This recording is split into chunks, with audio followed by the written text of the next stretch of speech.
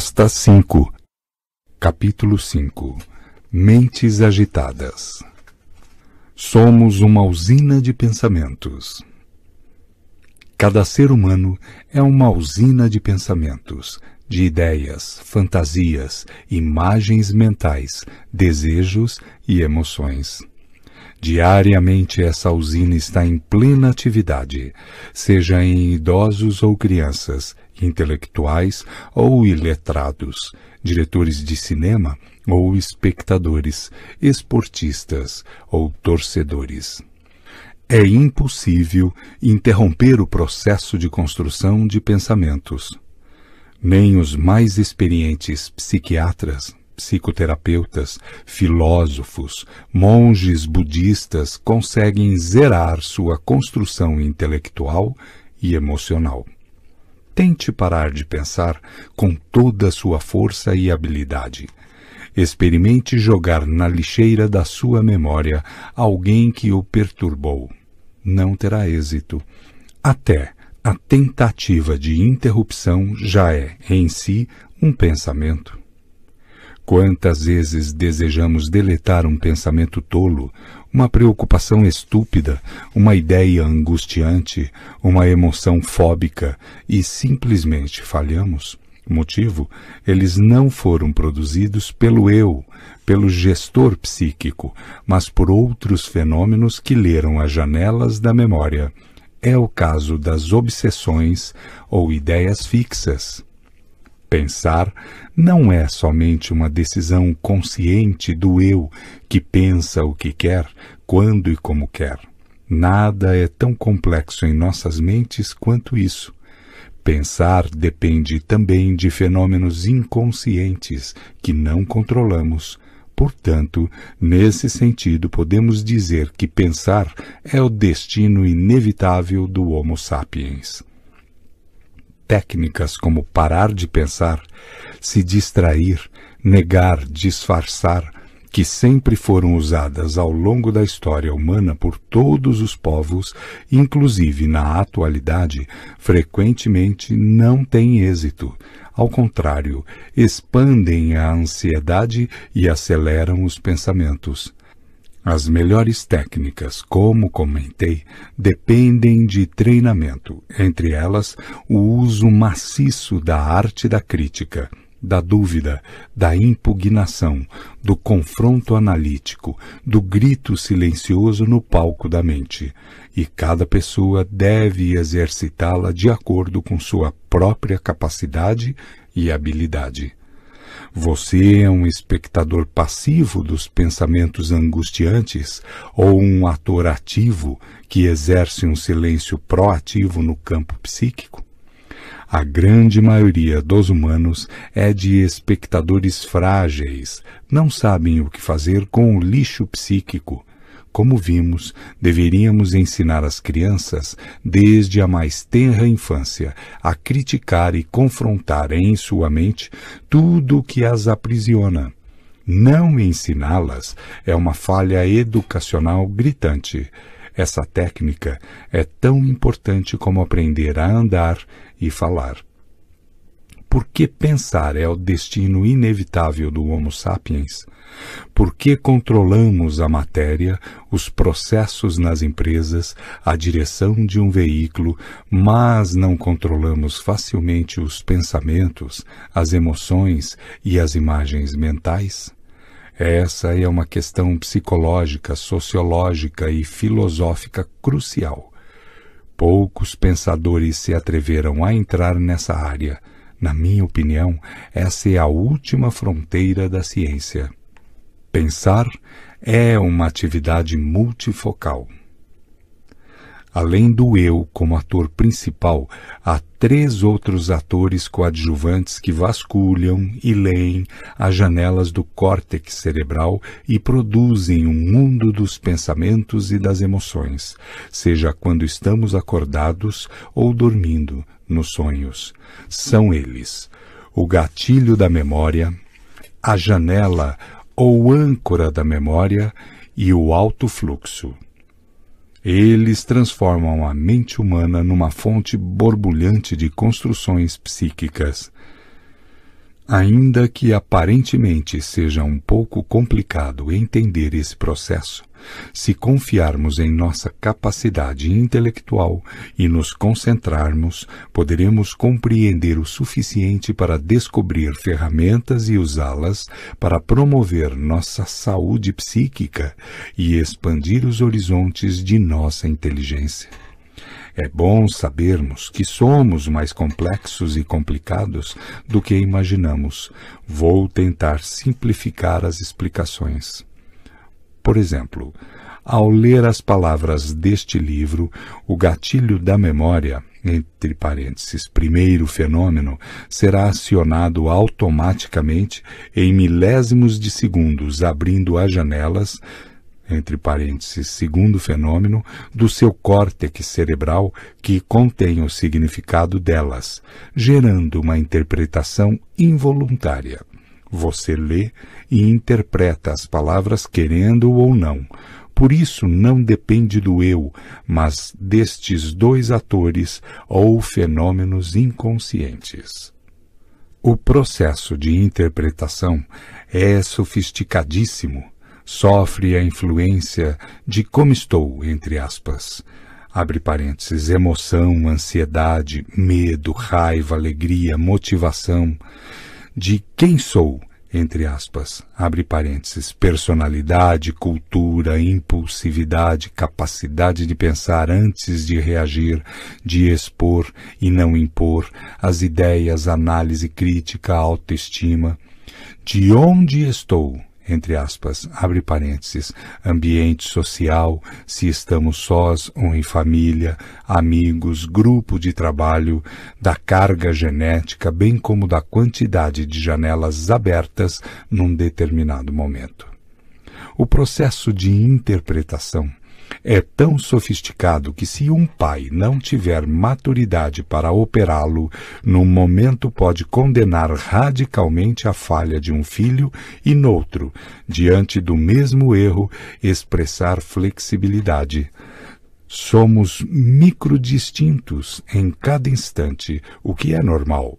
Todavia, se formos macrodistintos, nosso processo de interpretação estará doente. Num momento seremos amáveis, noutro agressivos, num pacientes, noutro intolerantes.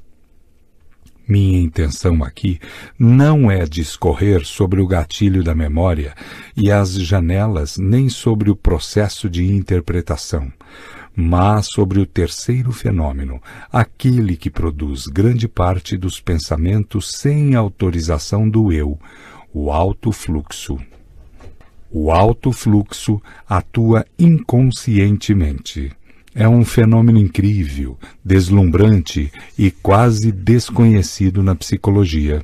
Ele passeia diariamente por múltiplas áreas da grande cidade da memória, resgatando informações que serão utilizadas para pensar no passado, resgatar imagens, construir personagens, idealizar o futuro, preocupar-se com o presente, construir fantasias, gerar possibilidades, produzir inspirações, sonhos, imaginação.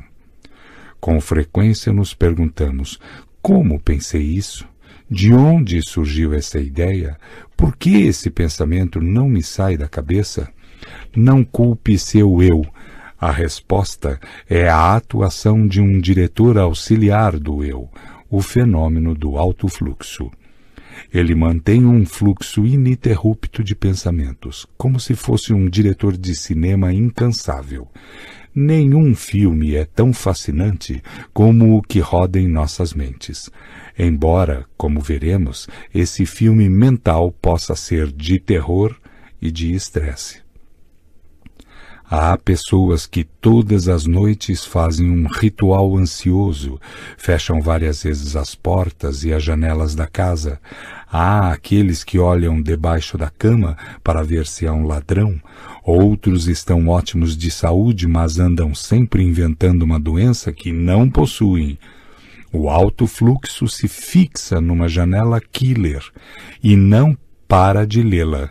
Ele é muito importante para a saúde psíquica, mas pode ser responsável por doenças, sobretudo as obsessões e os rituais compulsivos. O mordomo e o braço direito do eu. O alto fluxo tem pelo menos 2 grandes papéis ou funções. O primeiro é expandir os alicerces do processo de formação da personalidade. As construções diárias que o alto fluxo produz no palco da mente são registradas nos bastidores inconscientes pelo fenômeno RAM, que, como vimos, significa registro automático da memória. Assim, a cada dia, mês e ano, o alto fluxo vai preenchendo o córtex cerebral com milhares de plataformas, com centenas de milhares de janelas. Essas plataformas alicerçam a formação da personalidade e, pouco a pouco, estruturam o eu como o grande líder ou gestor da mente humana. O alto fluxo se torna, assim, o mordomo que nutre a construção do eu na infância. Sem a atuação do alto fluxo, o que os pais e professores ensinam não teria grande eficiência. À medida que o eu se forma ao longo dos anos, algo espetacular ocorre. Ele deixa de ser criatura e aos poucos se torna, na adolescência e na vida adulta, criador de si mesmo, autor da própria história. Pelo menos é o que deveria acontecer. Mas nem sempre acontece porque o eu raramente aprende a pensar antes de reagir. Fazer escolhas, proteger a psique, traçar metas, dialogar consigo. O fenômeno do alto fluxo é fundamental para criar a imensa base da memória, para romper a bolha de solidão da criança e estabelecer vínculos sociais. Sem essa base, podem-se produzir os mais diversos níveis de autismo. O eu, se for bem equipado e formado, seguro, observador, solidário, inventivo, será um bom diretor do teatro mental, um bom roteirista de seu script. Mas, se for mal treinado, será um mero coadjuvante ou espectador passivo das frustrações e conflitos. A maioria das pessoas pronuncia o pronome eu centenas de vezes por dia. Diz qual é o seu papel, quem o auxilia e o que pode escravizá-lo. Seu eu se torna servo dos medos, angústias, fantasias destruidoras, inseguranças. Há homens que dirigem nações e há gênios que são notáveis em sua inteligência, mas escravos em sua psique. Quem não possui um eu sólido não terá uma identidade sólida. Sua emoção será marcadamente insegura e instável. Se o vento sopra a favor, se são apoiados ou aplaudidos, se animam, são valentes. Se o vento sopra contra, se fracassam ou são vaiados, se perturbam, deixam de lutar pelo que amam, retrocedem com facilidade. Todavia, temos de entender que conquistar uma emoção estável, calma, serena, é um desafio, inclusive para psiquiatras e psicólogos. Paralelamente à construção da identidade, o eu começa a descobrir a identidade dos outros. Aqui mora um perigo. Nesse estágio deveria entrar em cena o treinamento da mente humana para formar uma das mais importantes funções da inteligência, colocar-se no lugar dos outros. Os resultados dessa falta de exercício são muitos e graves. Quem não aprende a se colocar no lugar do outro se comportará como um rei ou um pequeno deus que desejará que os demais gravitem em sua órbita, os machucará e não sentirá minimamente a dor deles. A impulsividade, insensibilidade, egocentrismo começam a ser desenhados nessa fase. Toda vez que vir um jovem ou adulto individualista, radical, intolerante, excessivamente crítico e indiferente às necessidades dos demais, saiba que houve uma falha educacional. Quem aprende a se colocar no lugar dos outros se torna espontaneamente compreensivo, altruísta, preocupado em não ferir as pessoas. A maior fonte de entretenimento. O segundo papel fundamental do fenômeno do alto fluxo é produzir a maior fonte de entretenimento humano. O maior manancial que entretém, distrai, inspira, excita e motiva o Homo sapiens, sejam crianças ou adultos, não é a TV, o esporte, a música, o sexo, a alimentação. É o mundo dos pensamentos, imaginação, ideias que o alto fluxo produz incansavelmente. É o filme mental. Juízes, réus, psiquiatras, pacientes, celebridades, anônimos fazem múltiplas viagens durante o dia no pequeno e infinito planeta da sua mente. Até os bebês saltam do berço sem sair do lugar por meio de suas fantasias. Escritores, cientistas, filósofos percorrem mundos inexplorados através do seu imaginário. Pessoas cegas criam um universo de cores e formas no teatro mental. Pacientes psicóticos constroem uma pluralidade de personagens em seus delírios e alucinações. O fenômeno do alto fluxo produz o cardápio principal da emoção humana. Se esse menu for adequado, as pessoas serão imaginativas, criativas, bem-humoradas, satisfeitas. Mas, se for de má qualidade, poderá se tornar uma fonte de angústia, ansiedade, tédio, pessimismo, humor depressivo.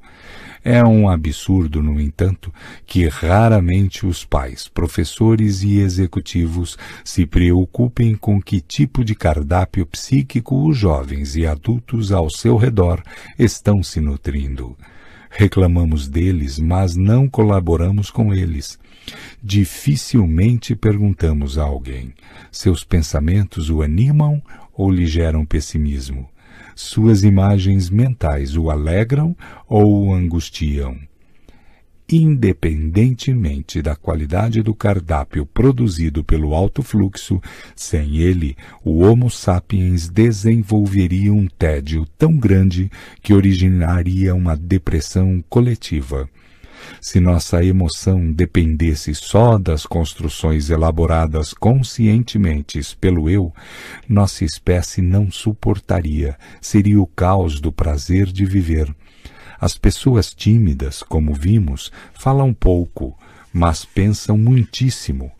Compensam, bem ou mal, a falta de diálogo estabelecido pelo eu, por meio das ideias e imagens mentais produzidas pelo alto fluxo.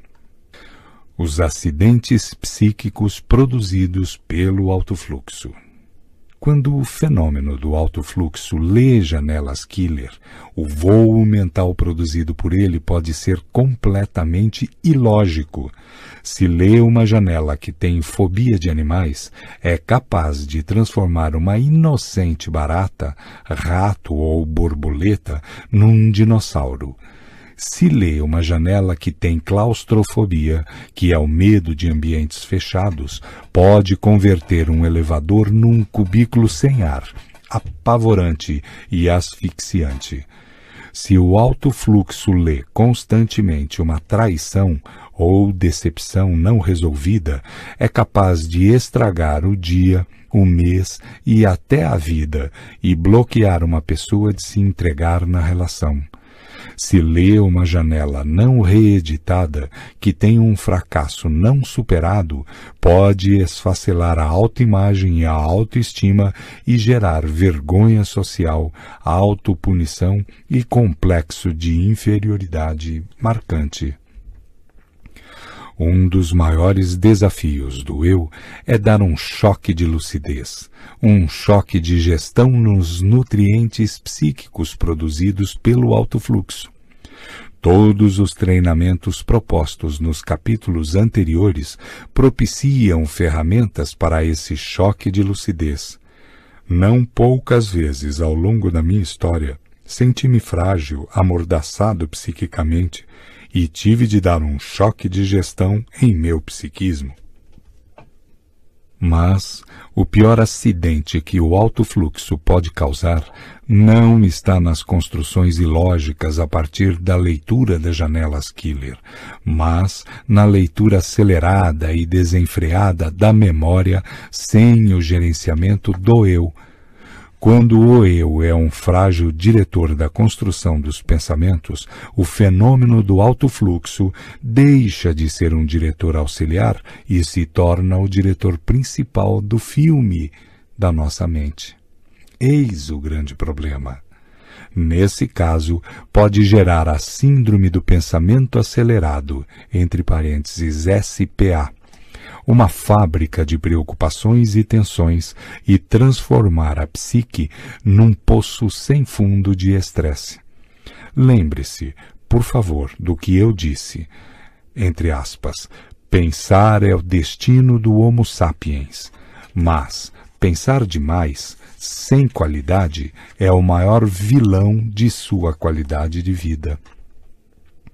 Seus maiores inimigos não estão fora, mas dentro de você. Aqui podemos resumir duas grandes falhas da educação mundial. Falhas que me deixam inconformado, pois sei que por causa delas, crianças, adolescentes e adultos adoecem com facilidade. O eu, além de não ser treinado para lançar um choque de gestão contra o cardápio de pensamentos de má qualidade produzido pelo alto fluxo, é ainda menos preparado para perceber que a aceleração do pensamento num ritmo alucinante é autodestrutiva, que a edição do filme da mente, quando intensa, gera um desgaste do córtex cerebral equivalente ao trabalho de 2, 3 ou 10 braçais. O eu até que reage diante de alguns pensamentos tolos, estúpidos e perturbadores, mas raramente toma atitude para diminuir a agitação mental. Provavelmente, grande parte da população mundial, das crianças aos idosos, é acometida pela SPA. Publico meus livros para os mais diversos povos, não em busca da fama, que é débil e passageira, mas para alertá-los de que mexemos em algo que deveria ser inviolável. Na edição dos pensamentos, na velocidade do funcionamento da mente.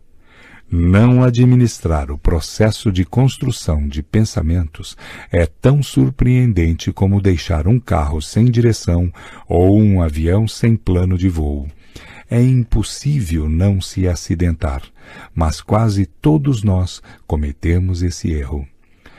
As causas da SPA são excesso de informações, excesso de atividades, excesso de estímulos, excesso de preocupações. Só para se ter uma ideia, no passado, o número de informações dobrava em 2 ou 3 séculos. Hoje, duplica-se em 5 anos. Uma criança de 7 anos provavelmente tem mais informações hoje do que um imperador romano que dominava o mundo, mais do que notáveis filósofos da antiguidade. Todavia, são informações desorganizadas, que entulham a mente, que não se transformam em conhecimento nem em experiência, portanto, estressam o cérebro. Qual é o último lugar em que as crianças normalmente querem estar? Dentro da sala de aula. Elas estão agitadas, têm conversas paralelas, são inquietas, mas não as responsabilize, nem mesmo a seus pais. O sistema social que construímos cometeu um crime contra a mente delas. cometemos um dos maiores erros contra a infância em toda a história. As crianças da atualidade estão superagitadas, inquietas, consumistas, destituídas de paciência e solidariedade. E o pior, não ficamos perturbados com isso. Ficaremos calados? O fenômeno RAM arquiva todas as informações que vêm da TV, internet, videogames, escolas, empresas, gerando inúmeras janelas que ficam disponíveis no centro da memória, excitando desse modo o fenômeno do alto fluxo a atuar numa velocidade jamais vista. Esse processo, por sua vez, superestimula a construção de pensamentos e gera uma riquíssima sintomatologia. Em todas as conferências nacionais e internacionais, quando faço uma enquete sobre os sintomas da plateia, dá vontade de fechar as portas e montar um hospital anti-estresse. As melhores pessoas, as que mais se doam e são eficientes, têm apresentado o maior número de sintomas, são péssimas para cuidar de sua qualidade de vida. As consequências do pensamento acelerado. A SPA produz um desgaste cerebral e uma ansiedade incomum, marcante. Seus sintomas psicossomáticos são dores de cabeça, dores musculares, queda de cabelo, taquicardia, falta de ar, gastrite, corpo cansado, fadiga ao acordar. Também possui relevantes sintomas psíquicos, irritabilidade, impaciência, reações explosivas, limiar baixo às frustrações, sofrimento por antecipação, desânimo, insatisfação crônica, baixa concentração e o famoso esquecimento ou déficit de memória. Bastam 3 a 4 sintomas para caracterizar a síndrome, mas se você se encaixar nesse quadro, não desanime, pois o normal é ter a SPA e o anormal é ser tranquilo, relaxado, conversar com as flores, viver suavemente. Bilhões de células estão suplicando por meio dos sintomas psicossomáticos, como cefaleias, gastrite e hipertensão, para que as pessoas mudem o estilo de vida, pensem e se preocupem menos, relaxem e tenham mais prazer. Mas quem ouve a voz do corpo? A SPA gera situações engraçadas. Há pessoas com uma mente tão agitada e, consequentemente, tão esquecida que colocam a chave do carro dentro da geladeira e a procuram na casa toda. Há pessoas que não se lembram do nome dos colegas com quem trabalham anos a fio. E, para não ficar chato, dão um jeitinho maroto e dizem, entre aspas, qual é o seu nome todo mesmo, hein? Para saber o primeiro nome. O esquecimento corriqueiro não é um problema em si, mas uma proteção cerebral. Para esse déficit de memória comum, não é necessário procurar seu médico, pois provavelmente ele também está esquecido. Como o eu não é um bom gestor dos pensamentos, o cérebro instintivamente bloqueia a memória para pensarmos menos, inclusive menos bobagens e menos pensamentos antecipatórios. Níveis da síndrome do pensamento acelerado. O primeiro nível engloba aquelas pessoas que deixam todo mundo maluco na sala de TV. Pegam o controle remoto e trocam de canal a cada segundo. Mudam de cena constantemente. Suas mentes estão tão agitadas que detestam a rotina. O segundo nível é o daqueles que possuem uma mente tão inquieta que, quando se sentam na frente dos outros para ouvi-los, começam a fazer movimentos repetitivos com as pernas e as mãos. Esses gestos refletem que viajaram em sua mente, estão em qualquer lugar, menos escutando quem está ao seu redor. O terceiro nível abrange as pessoas que começam a ler um jornal, revista ou livro e parecem os melhores leitores do mundo, mas sempre iniciam de trás para frente, não têm paciência para seguir o roteiro normal. O quarto nível inclui as que dizem que se não relaxarem vão infartar. Alegram-se muitíssimo quando são convidados para uma festa. Ao chegar com os amigos, depois de 5 minutos, têm uma crise de ansiedade e gritam, entre aspas, vamos embora. Estão sempre à procura de alguma coisa que não existe, apenas dentro delas. No quinto nível, encontram-se as pessoas que sonham com as férias. Elas preparam o roteiro com entusiasmo, às vezes 10 meses antes, ou seja, 1 mês depois das últimas férias. Organizam as finanças e, após uma longa e ansiosa espera, viajam. Mas, antes disso, despedem-se de seus colegas de trabalho com um sorriso sarcástico.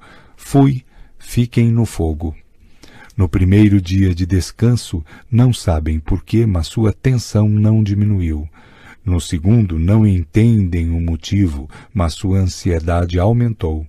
No terceiro, sua mente está tão estressada que elas têm vontade de retornar ao campo de batalha, pois não sabem viver em tempo de paz. Só se sentem vivas se tiverem problemas para resolver. Lembre-se de que neste Mentes Brilhantes, Mentes Treinadas, não se exige que sejamos heróis, perfeitos, mas que tenhamos coragem para mapear nossa psique e reconhecer que precisamos de treinamento para reescrever nossa história. Caso contrário, seremos, entre aspas, mentes ansiosas, mentes inquietas. Infelizmente, estamos tão entulhados de atividades que nem temos tempo para nos repensar. Não é tão simples gerir pensamentos, mas é fundamental exercer esse gerenciamento. Gostaria de deixar 15 ferramentas derivadas da teoria da inteligência multifocal que envolvem os fenômenos que constroem pensamentos para amenizar os sintomas dessa síndrome. Essas ferramentas fortalecem o eu como autor de sua história. Ferramentas para desacelerar o pensamento. Aprender a fazer micro-relaxamentos de curta duração durante o dia, como 1 ou 2 minutos, seja em casa, seja na escola ou na empresa. Resgatar experiências prazerosas, sonhos, projetos. Treinar a sensibilidade para sentir prazer nos pequenos estímulos da vida diária, como abraços, toques, elogios, flores, entardeceres.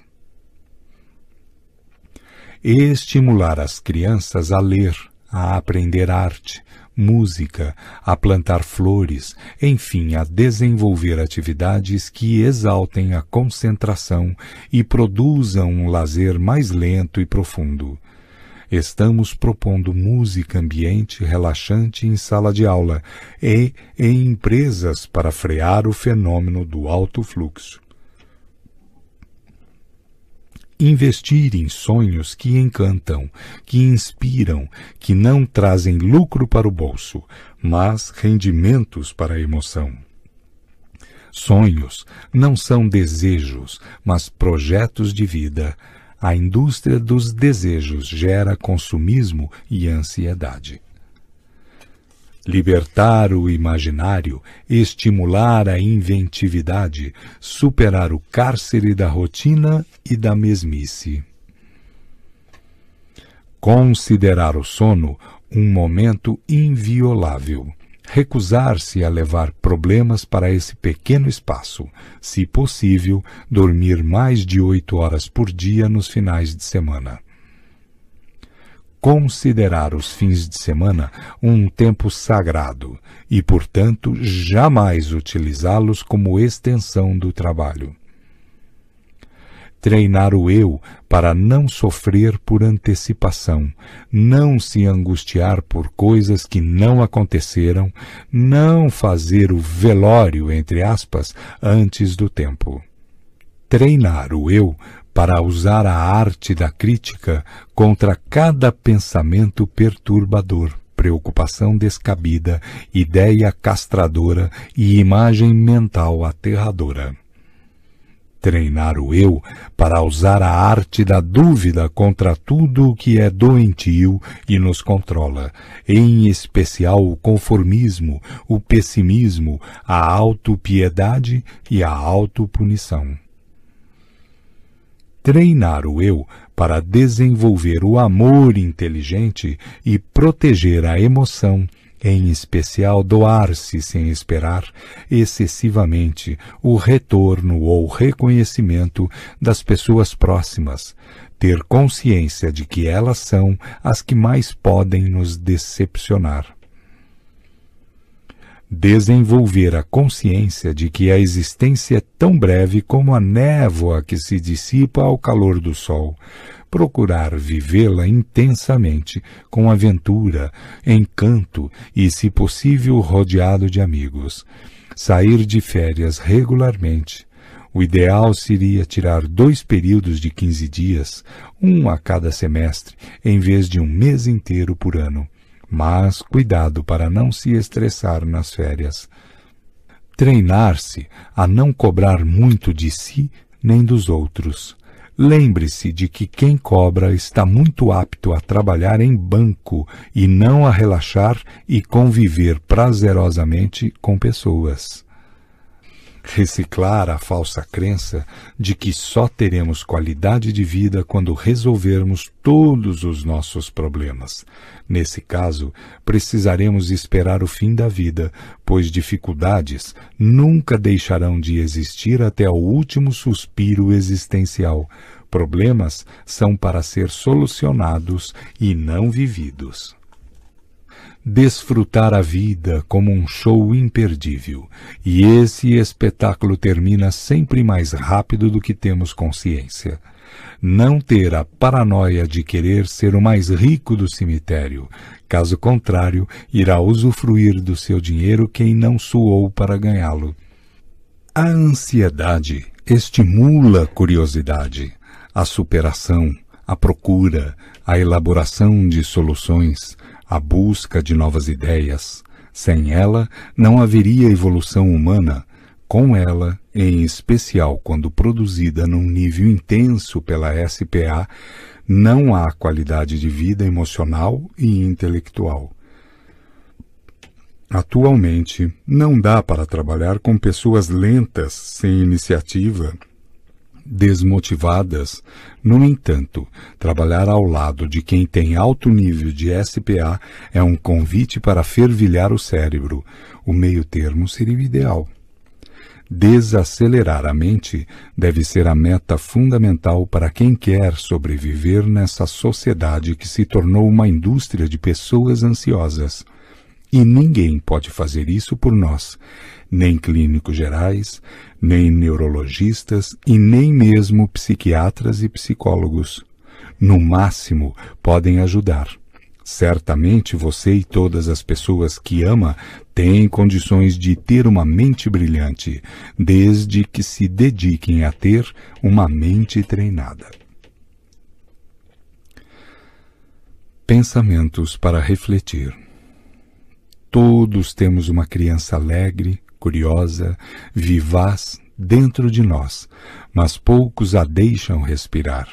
Devemos pensar como adultos, no entanto, sentir, ser curiosos e nos aventurar como uma criança. Quem asfixia sua emoção envelhece no único lugar que deveria ser sempre jovem. O ser humano moderno se tornou um gigante na ciência, mas é um frágil menino em sua psique. É seguro quando o mundo o aplaude e fragilíssimo no tempo das vaias. Aprende ferramentas para lidar com o sucesso, mas não tem instrumentos para lidar com o fracasso. Generais com armas quiseram conquistar a tranquilidade. Reis com ouro quiseram conquistar a serenidade. Celebridades com fama quiseram conquistar o sentido da vida. Não entenderam que as funções mais nobres da inteligência se conquistam quando aprendemos a caminhar na trajetória do nosso próprio ser. Reconhecer nossas debilidades e entrar em contato de maneira nua e crua com nossas mazelas e misérias não é apenas um passo fundamental para oxigenar a inteligência. Reeditar nossa memória e superar nossos conflitos, mas também para encontrar as águas do descanso, para beber das fontes mais excelentes da tranquilidade. Quem esconde o rosto de si mesmo, bebe na fonte da ansiedade e leva para o túmulo seus conflitos.